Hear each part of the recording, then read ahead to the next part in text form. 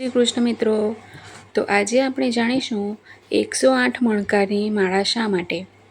પરંપરાગત જપ માળામાં સામાન્ય રીતે 108 મણકા અને એક ગુરુ મણકો હોય છે. ગુરુ મણકાને મેરુ મણકો પણ કહેવામાં આવે છે. 108 સંખ્યા હિન્દુ આધ્યાત્મિક પરંપરામાં વિશેષ પવિત્ર માનવામાં આવે છે. જપમાળાના 108 મણકા દ્વારા મંત્રનો 108 વખત જાપ કરી શકાય છે. દરેક મણકાને જપની ગણતરી રાખવામાં મદદ કરે છે, જેથી ધ્યાન મંત્ર પર કેન્દ્રિત રહે છે. જપ કરતી વખતે મનને શાંત અને એકાગ્ર રાખવા માટે માળાનો ઉપયોગ કરવામાં આવે છે.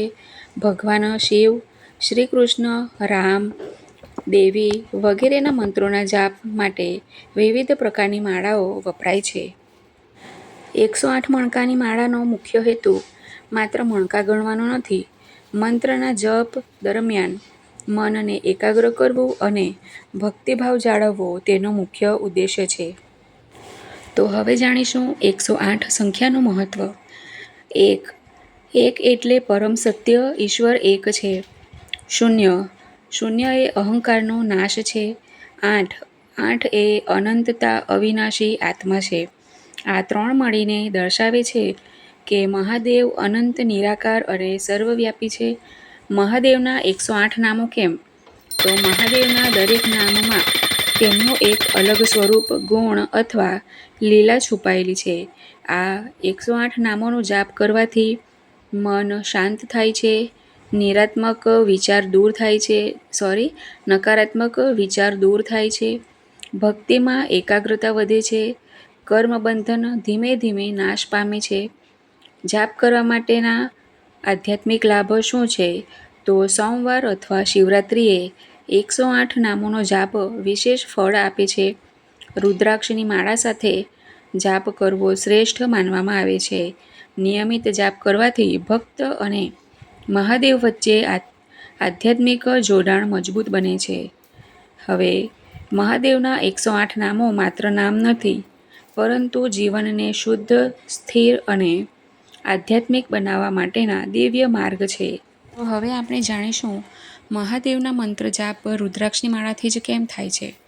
તો રુદ્રાક્ષ શું છે? રુદ્રાક્ષ એક પ્રકારના વૃક્ષના ફળના બીજ છે. રુદ્ર એટલે ભગવાન શિવ અને અક્ષ એટલે આંખ અથવા આંસુ. એવી ધાર્મિક માન્યતા છે કે રુદ્રાક્ષ ભગવાન શિવના આંસુઓમાંથી ઉત્પન્ન થયા હતા. 108 સંખ્યા ભારતીય આધ્યાત્મિક પરંપરામાં વિશેષ પવિત્ર માનવામાં આવે છે. માળાથી મંત્રનો જપ કરતી વખતે દરેક મણકા પર એકવાર મંત્ર બોલવામાં આવે છે, જેમ કે ઓમ નમઃ શિવાય. 108 વખત જપ કરવા માટે રુદ્રાક્ષની 108 મણકાની માળાનો ઉપયોગ કરી શકાય છે. રુદ્રાક્ષના મુખી. રુદ્રાક્ષ પર દેખાતા કુદરતી રેખાઓને મુખ કહેવામાં આવે છે. એક મુખીથી લઈને અનેક મુખી રુદ્રાક્ષ જોવા મળે છે. ધાર્મિક પરંપરામાં અલગ અલગ મુખી રુદ્રાક્ષને અલગ અલગ આધ્યાત્મિક મહત્વ આપવામાં આવ્યું છે. હવે જાણીશું રુદ્રાક્ષની માળાનો ઉપયોગ. ભગવાન શિવના મંત્રનો જાપ કરવા માટે થાય છે. ધ્યાન અને એકાગ્રતા માટે થાય છે.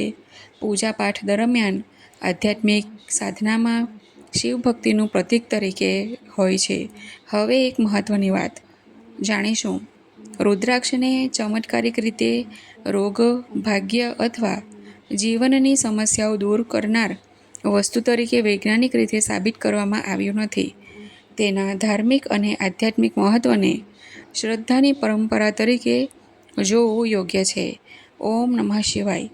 મિત્રો, જો તમને રુદ્રાક્ષ વિશેની 108 મણકા વિશેની માહિતી ગમી હોય તો તમારા સ્નેહીજનો, મિત્રો સાથે શેર જરૂરથી કરજો અને લાઈક કરવાનું અને મારી ચેનલને સબસ્ક્રાઈબ કરવાનું ભૂલતા નહીં. હર હર મહાદેવ. ઓમ નમઃ શિવાય.